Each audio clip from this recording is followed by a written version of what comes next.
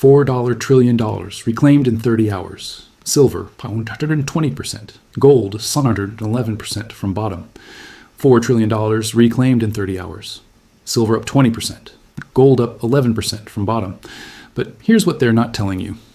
While this happened, 2.8% of silver vanished from the vaults in a single day. The recovery wasn't driven by confidence, it was driven by something far more calculated. China just published a document titled Building a Financial Power. The timing isn't coincidental. What you're watching isn't a market correction. It's the opening move in a monetary endgame that's been years in the making. And the next 72 hours will determine whether you're positioned on the right side of the largest wealth transfer in modern history. Welcome to Metal and Macro.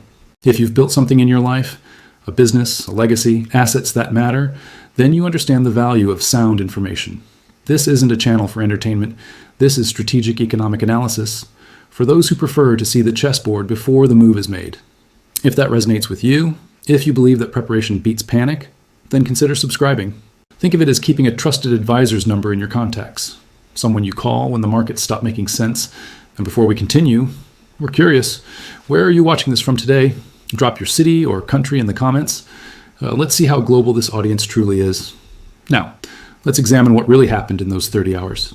In the span of just 30 hours, the financial world witnessed something most analysts didn't think was possible. $4 trillion in market capitalization restored, not over weeks, not over months, but in a time frame shorter than a single weekend. Gold surged 11% from its bottom, clawing its way back above $3,180 per ounce. Silver moved even more aggressively, up nearly 20%, reclaiming the $33 threshold that many traders thought was lost forever. To put this in perspective, this recovery represented roughly 35% of an 11 trillion wipeout that had sent shockwaves through every corner of the precious metals market. But here's what makes this different from every other bounce the markets have seen. The people buying weren't the ones who sold. When the crash began, retail investors panicked. They liquidated positions. They sold at the bottom. They did exactly what fear told them to do. But while retail was selling, someone else was buying, and they were buying in size. This wasn't a gradual recovery driven by renewed confidence. This was a violent reversal, the kind that only happens when forced liquidations meet aggressive accumulation. The mechanics of what happened are worth understanding. When prices began falling, margin calls went out across the market. Traders who had borrowed money to leverage their positions suddenly found themselves underwater. Their brokers demanded more collateral. When they couldn't deliver, their positions were automatically liquidated. This created a cascade effect. Each forced sale pushed prices lower, which triggered more margin calls, which forced more sales. The system was eating itself, but then something changed. The selling stopped finding sellers. Instead, it found buyers, big buyers, institutional buyers who had been waiting for exactly this moment. What followed was a short squeeze, one of the most powerful mechanisms in financial markets. Traders who had bet against gold and silver, who had shorted these metals thinking the crash would continue, suddenly found themselves trapped. As prices began rising, their losses mounted. They had no choice but to buy back their positions to close out the trades. This buying created more upward pressure, which forced more short sellers to cover, which pushed prices even higher. The volatility wasn't a bug in the system. It was the system working exactly as designed. But here's where the story gets more interesting. This kind of price movement doesn't happen in a vacuum. It reveals something deeper about market structure. History offers context here. In 1980, during the last major precious metal spike, silver went from $11 to $50 in a matter of months before crashing back down. The volatility was driven by a combination of inflation fears and the Hunt brothers' attempt to corner the market. In 2008, during the financial crisis, gold dropped 30% in a matter of weeks as investors liquidated everything for cash, only to recover and begin a multi-year bull run that would eventually take it to all-time highs.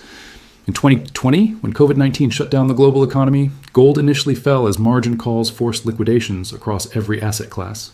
But within weeks, it was making new highs as central banks unleashed unprecedented monetary stimulus. Each of these moments shared a common thread. The initial volatility was a symptom of systemic stress. The recovery was driven by those who understood what was coming next. The current situation bears striking similarities. The speed of the recovery suggests something important. The underlying demand for precious metals hasn't disappeared, it's intensified.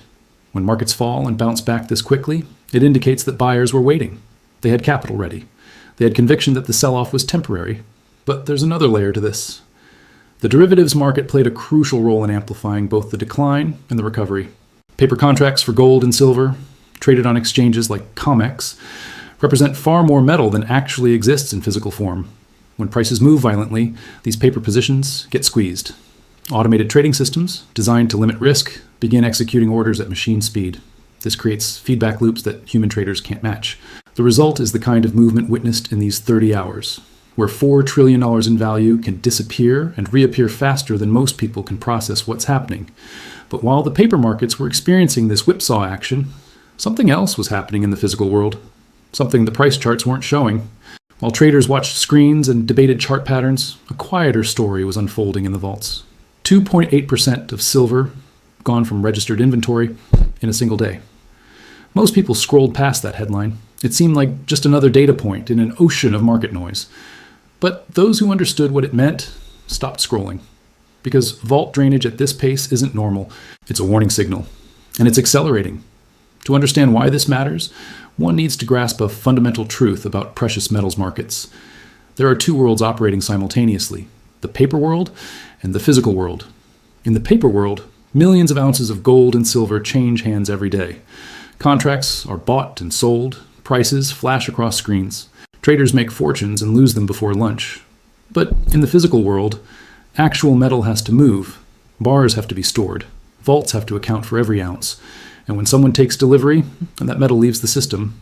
Right now, these two worlds are diverging. The paper price crashed and recovered in 30 hours. But the physical metal, it kept flowing out of the vaults, regardless of what the price was doing. This tells a story that price alone cannot. When institutional players take physical delivery during a price crash, it reveals their true belief system. They're not trading for profit on the next bounce. They're accumulating because they believe the paper system itself is becoming unreliable. The COMEX, the primary exchange for precious metals futures in North America, operates on a two-tier inventory system. There's eligible inventory, metal that's stored in approved vaults, but not necessarily available for immediate delivery. And there's registered inventory, metal that's specifically earmarked and ready to be delivered against futures contracts. The registered category is what matters, and it's been shrinking at an alarming rate. Silver's registered inventory has fallen from over 400 million ounces just a few years ago to levels that would cover barely a few weeks of delivery demand if standing for delivery suddenly became the norm rather than the exception. Here's why that's significant. Most futures contracts never result in physical delivery. Traders roll their positions forward or settle in cash. The system was designed around this assumption. But what happens when that assumption breaks? What happens when contract holders start demanding actual metal instead of accepting cash settlement? History provides some uncomfortable answers. In the 1960s, the London Gold Pool tried to suppress gold prices through coordinated central bank selling. They dumped physical gold onto the market every time prices rose. It worked until it didn't. By 1968, they had drained so much physical gold from their reserves that they couldn't continue. The pool collapsed. The two-tier gold market was born. And within 3 years, Nixon closed the gold window entirely because the United States didn't have enough gold to meet redemption demands. The pattern is always the same. Paper promises work until someone asks for physical delivery at scale. Right now, the vault data is showing early signs of that stress. But silver's situation is even more complex than gold's. Gold is primarily a monetary metal. It sits in vaults. Central banks hold it. Investors store it. Very little gold gets consumed in industrial processes. Silver is different. Over 50% of silver demand comes from industrial applications. Solar panels consume massive quantities, and solar installations are accelerating globally. Electronics manufacturing requires silver for conductivity. Medical applications use silver for its antimicrobial properties. This silver doesn't get recycled efficiently. Once it's used in these applications, it's gone from the market, sometimes forever. So while gold can theoretically be remelted and reused indefinitely, silver is being consumed at a rate that mining production cannot match. Current mining production delivers roughly 830 million ounces annually. But total demand, industrial plus investment, exceeded 1.2 billion ounces last year. That deficit has to come from somewhere. It comes from existing stockpiles, from government reserves that were built up decades ago, from scrap recycling. But those sources are finite, and they're depleting. The vault drainage isn't just about investors moving metal from one storage location to another. It represents a structural shift in how physical silver is being allocated in the real economy. When manufacturers need silver for solar panels or electronics, they can't accept a paper contract. They need actual metal delivered to their facilities. When that demand competes with investment demand, and both are competing against a mining industry that's barely growing production, the mathematics become uncomfortable. The paper market can print infinite contracts. The physical market cannot print metal, and right now, The physical market is sending a message that the paper market doesn't want to hear. The vaults are draining, the registered inventory is shrinking, and the pace is accelerating. While $4 trillion recovered in 30 hours on trading screens, the physical metal continued its one-way journey out of the system. That divergence is the real story. 3 days after the $4 trillion recovery, a document appeared on the official website of China's central government. Most Western media ignored it, but those who read it understood immediately. The title was direct: Building a Financial Power. The author was Xi Jinping himself, and the timing wasn't accidental. The document outlined China's vision for monetary sovereignty in a world where the dollar's dominance can no longer be assumed. It spoke of financial security and independence from external shocks, but between those carefully chosen diplomatic phrases, a different message was being transmitted. China wasn't asking permission anymore. They were announcing a fait accompli. For over 2 decades, China has been the world's factory. They manufactured goods, they accumulated dollars, they recycled those dollars back into U.S. Treasury bonds. It was a system that worked for a while, but something changed in recent years. The Treasury bond purchases slowed, then stopped, then reversed. China began selling U.S. debt holdings, quietly at first, then more aggressively. And they were buying something else instead: gold. The official numbers from China's central bank show steady accumulation, month after month, year after year. They report adding to reserves with mechanical consistency. But analysts who study gold flows know something the official numbers don't reveal. China's actual gold holdings are likely multiples of what they officially report. Here's why that matters. When a nation reports large gold reserves, it signals to markets that they're preparing to back their currency with something other than debt. It creates questions about monetary policy. It invites speculation. China has avoided that by understating their position. But the physical gold flowing into China tells a different story than the official announcements. Refineries in Switzerland, the world's gold processing hub, have been shipping massive quantities eastward. Import data from Hong Kong shows consistent flows into mainland China. Mining production within China, the world's largest gold producer, stays within China's borders. All of this gold is going somewhere, and it's not coming back out. The strategic logic is straightforward. If a nation wants to challenge the dollar's reserve currency status, they need an alternative, not just another fiat currency, because that's simply replacing one paper promise with another. They need something that cannot be printed, something that has held value across millennia, something that every central bank in the world already recognizes as the ultimate reserve asset. Gold provides that foundation, but China isn't acting alone. The BRICS nations, Brazil, Russia, India, China, and South Africa, have been laying groundwork for years. They've added new members, they've discussed creating a common currency, they've built payment systems that bypass Western financial infrastructure. The mBridge project represents the most concrete step yet. It's a central bank digital currency platform designed specifically for cross-border settlements. China, Thailand, the UAE, and Hong Kong are the initial participants, but the architecture is designed to scale. The system allows participating nations to settle trade directly in their own currencies, or in a gold-backed digital token, without touching dollars. It went live in pilot phase last year. Most people never heard about it, but central bankers around the world were paying attention, because mBridge isn't just a technological experiment, it's infrastructure for a post-dollar world, and precious metals sit at the heart of that infrastructure. When Nixon closed the gold window in 1971, he didn't end the gold standard because the U.S. wanted to. He ended it because France and other nations were draining Fort Knox by demanding gold in exchange for the dollars they held. The U.S. couldn't meet those redemptions, so they changed the rules. For 50 years, the dollar has functioned as the global reserve currency backed by nothing but confidence in military power. But confidence erodes, and military power doesn't settle trade imbalances. What's happening now mirrors 1971, but in reverse. Instead of one nation being unable to meet gold redemptions, we have dozens of nations deciding they no longer want to hold the asset being offered in exchange for their goods. They're accumulating gold. They're building alternative payment rails. They're restructuring trade agreements to bypass the dollar entirely. Russia and China now settle energy trades in yuan. Saudi Arabia is accepting yuan for oil sales. Brazil and Argentina are discussing a common currency for South American trade. Each of these moves alone might seem insignificant, but collectively, they represent a coordinated dismantling of dollar dominance. And Xi's document wasn't announcing a plan. It was announcing that the plan is already in motion.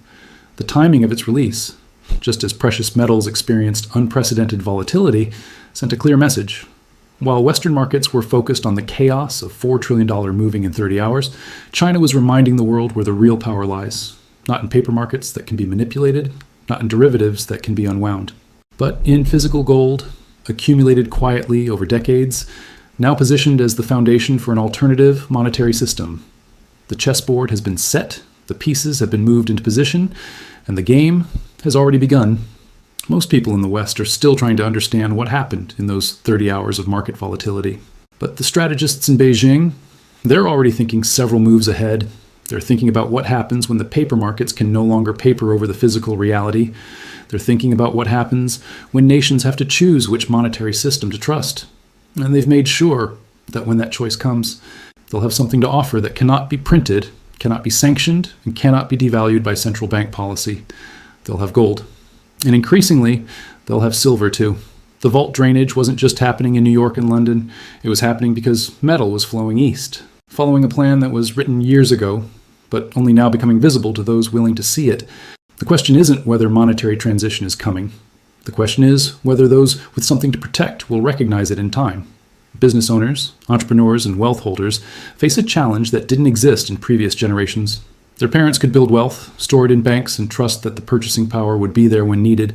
That assumption no longer holds. The $4 trillion that moved in 30 hours wasn't just a market event. It was a stress test, a preview of what happens when confidence in paper systems wavers even slightly. And for those running businesses, for those who've built something real, this demands a different kind of thinking, not speculation, not trading, but strategic positioning. The first step is understanding exposure. Most business owners think about risk in terms of revenue fluctuations or competition. They hedge against market downturns by diversifying product lines or cutting costs. But currency risk, that's invisible until it isn't. A company with $5 million in cash reserves thinks they have a safety buffer. They can weather 6 months of losses. They can invest in growth when opportunities arise. But what they actually have is $5 million in currency units whose purchasing power is determined by central bank policy. If that currency loses 20% of its purchasing power over 2 years, they didn't lose money on paper. Their bank account still shows the same number. But their actual wealth, their ability to buy raw materials, pay suppliers, invest in equipment, declined by $1 million. That's not a hypothetical scenario. That's what happened to nearly every fiat currency over the past 3 years. The difference between nominal wealth and real purchasing power is where fortunes are quietly transferred. So how does a business strategist think about this? Not by panicking, not by liquidating everything and buying gold bars, but by asking a different question. What percentage of reserves should be held in assets that cannot be devalued by monetary policy? There's no universal answer. A construction company with high capital equipment needs has different requirements than a software company with minimal physical assets. But the framework remains the same. Identify what portion of reserves exists as a long-term buffer, money that won't be needed for operations in the next 12-24 months. That's the portion where purchasing power protection matters most. For that portion, precious metals serve a specific function. They're not an investment hoping for price appreciation. They're insurance against the scenario where currency confidence erodes faster than anticipated. The practical considerations matter here. Physical metal requires storage, it requires verification, it requires security considerations that a bank account doesn't. Allocated storage with reputable vaults solves most of these concerns. The metal is segregated, insured, and auditable. It can be accessed when needed, but doesn't create operational headaches. For those who prefer market liquidity, mining equities offer a different approach. They provide exposure to metal prices with the ability to sell quickly if capital is needed. But they come with operational risks. A mining company can have the best deposits in the world and still fail due to management decisions, political risk in their operating jurisdiction, or cost overruns. The leverage works both ways. When metal prices rise, mining stocks typically amplify those gains. But when prices fall, the stocks fall harder. There's no perfect answer, only trade-offs that align with specific business needs and risk tolerance. The regulatory environment adds another layer. Tax treatment of precious metals varies by jurisdiction. In some countries, gold is treated as currency and exempt from capital gains taxes. In others, it's taxed as a collectible at higher rates. Reporting requirements differ. Privacy considerations differ. Cross-border movement of physical metal triggers different rules than electronic transfer of currency. These details matter, and they require professional guidance specific to each business's situation. But beyond the tactical considerations, there's a strategic principle worth understanding. History shows a pattern. When monetary systems transition, wealth doesn't disappear, it transfers. Those positioned in the old system, holding cash, holding bonds, trusting that paper promises will maintain value. They watch their purchasing power erode. Those positioned in hard assets, those who moved early while others dismissed the warning signs, they preserve wealth through the transition. Weimar Germany, Yugoslavia in the 1990s, Zimbabwe, Venezuela, Argentina. The pattern repeats with uncomfortable consistency. Business owners who prepared differently experienced vastly different outcomes. In Weimar Germany, those who held physical assets, real estate, commodities, precious metals, maintained their wealth. Those who held cash or bonds denominated in marks lost everything. In Zimbabwe, farmers who could produce food had bargaining power. Those with savings in Zimbabwean dollars watched decades of work vanish. The lesson isn't that collapse is inevitable everywhere. The lesson is that preparation provides asymmetric advantage. If monetary transition doesn't accelerate, if the dollar maintains reserve status for another generation, then holding 10-20% of reserves in precious metals costs nothing more than potential opportunity in other investments. But if transition does accelerate, if confidence erodes faster than policymakers can manage, then that same 10-20% allocation becomes the foundation that allows a business to survive while competitors struggle. Risk management isn't about predicting the future. It's about positioning so that multiple futures remain viable. The vault drainage continuing during market chaos, that's information. China's announcement timed with unprecedented volatility, that's information. The speed at which $4 trillion recovered, that's information about how fragile confidence has become. None of this guarantees specific outcomes on specific timelines, but it suggests that the probability distribution has shifted. The likelihood that monetary transition happens within a business owner's operational timeline, that probability is no longer negligible. And when probabilities shift, strategy must shift with them, not through panic, not through abandoning sound business practices, but through asking one critical question. If confidence in paper systems erodes faster than expected, is this business positioned to maintain purchasing power and operational capacity? For those who can answer yes, the volatility becomes manageable. For those who cannot, the next 30 hours of market chaos might not come with a recovery. The strategists who recognize this aren't waiting for certainty. They're positioning while others debate. Because in monetary transitions, timing is everything, and the time to prepare isn't after the crisis becomes obvious to everyone. It's now.